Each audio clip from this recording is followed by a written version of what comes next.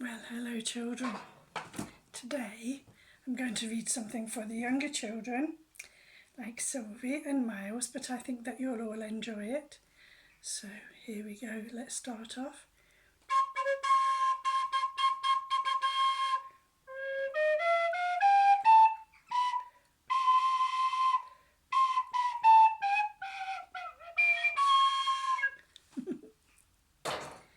Today is another new book and it's called The Giant Pumpkin. And I know whose favourite this is. Sylvie loves Peter Rabbit. So here is a Peter Rabbit book that will be winging its way to her one day soon. The Giant Pumpkin. And I decided today to wear some pretty beads and a crown because I'm feeling quite queenly today. And it's a beautiful day. It's very sunny outside, so I've had to draw the curtain. It's so sunny. Anyway, here are all the friends on the shelf. Rabbit is here. Well, you can't see Rabbit, can you? Let's turn around a little bit. There they are. Oh. Lamb Chop, Rabbit, Dolly, and the other Dolly, the little sleepy dog, and little Rabbit right up there. Right, so here we go. The Giant Pumpkin. And here's a picture of Peter Rabbit with the giant pumpkin.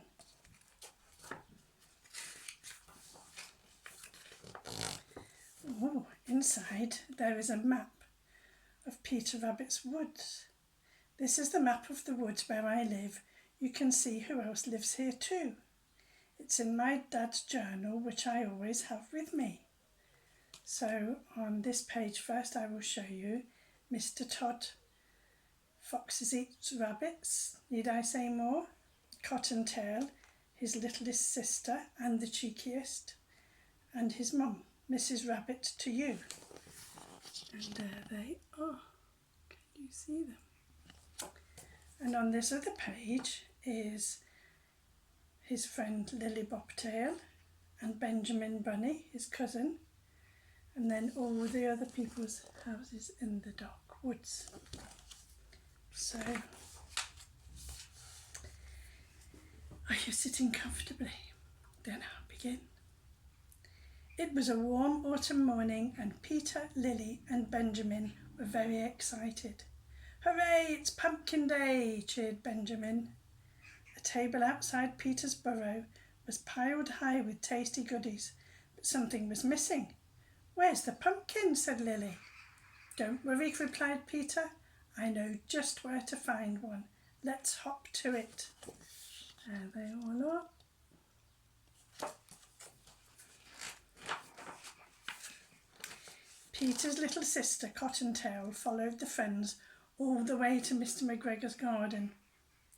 I thought they would be going there. There was the perfect pumpkin, but the farmer's cat was snoozing beside it.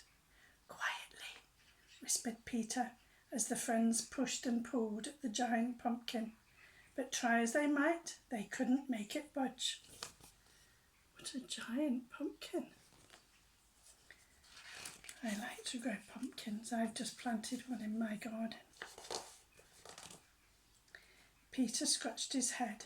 Lily, have you got any rope? He asked. Lily reached into her pocket, her just-in-case pocket.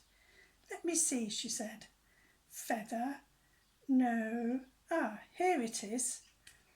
Peter tied one end of the rope around the pumpkin and the other around the sleeping cat. Careful, Peter, said Benjamin, trembling. Trouble afoot. Peter blew a loud raspberry. Do you know what a raspberry is?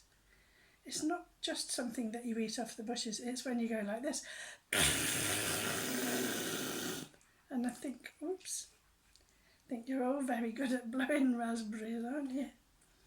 Peter blew a loud raspberry. The cat woke up and lunged wildly at Peter. Meow! Push! Peter yelled to his friends as the angry animal strained against the rope. Suddenly the rope snapped. The cat tumbled forward past the bunnies and dashed into the house. "What's got into you?" Mr. McGregor asked as the cat scrambled past him. There's the cat pulling the pumpkin. Peter's giving a big raspberry.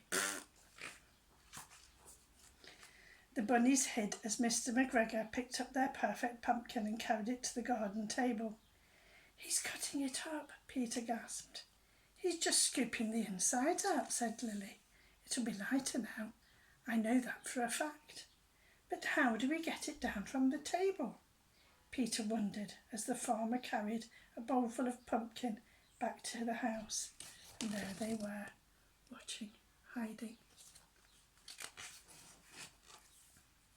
Then the pumpkin began to wobble, and bump, it fell from the table and began to roll. "I missed a page, no?" Peter, Benjamin and Lily heard a familiar giggle coming from inside. Oh, that's why.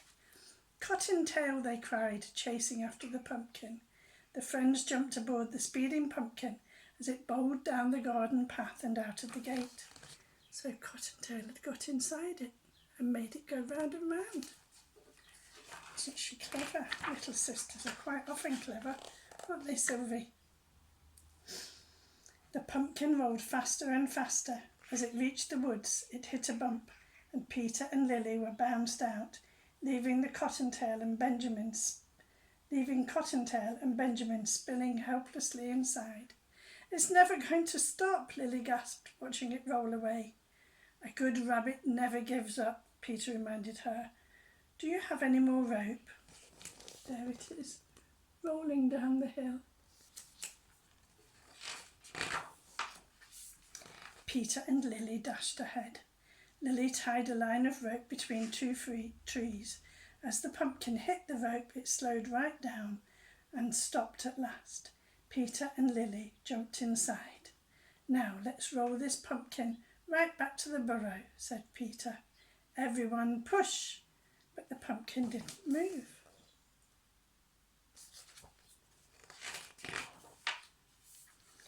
As Peter stuck his head out to see what was wrong, he came face to face with Mr. Todd.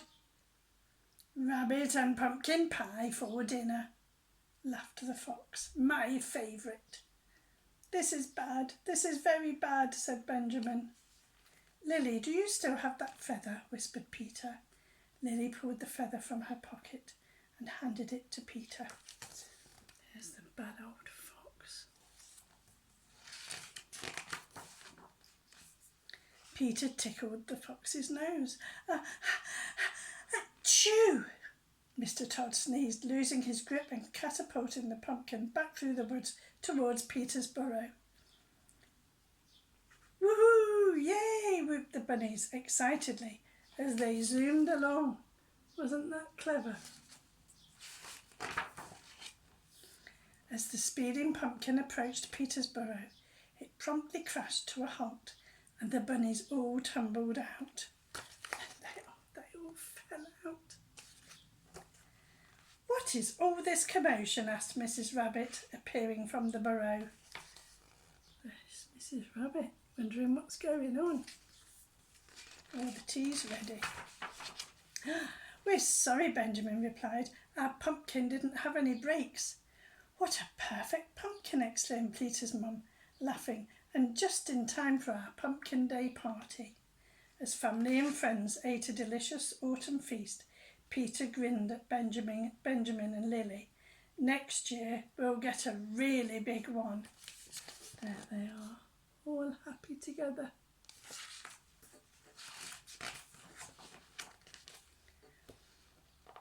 And this last page is called On the Move.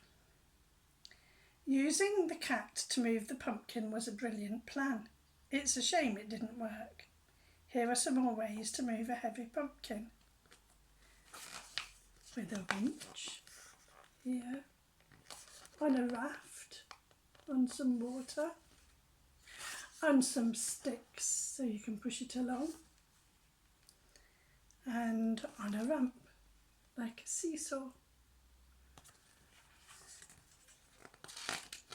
There we are. And that's the end. And that was a lovely story, wasn't it? I really like that. Okie dokie. All done for today. So, Peter, Peter, pumpkin eater. I don't know the rest of that song. I will play you a little ditty.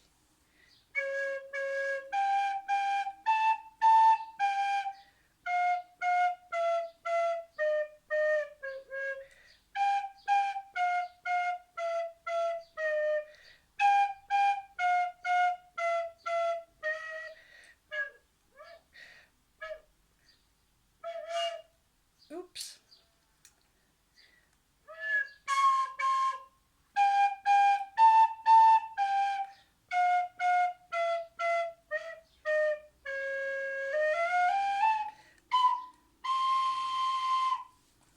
Bye bye, children.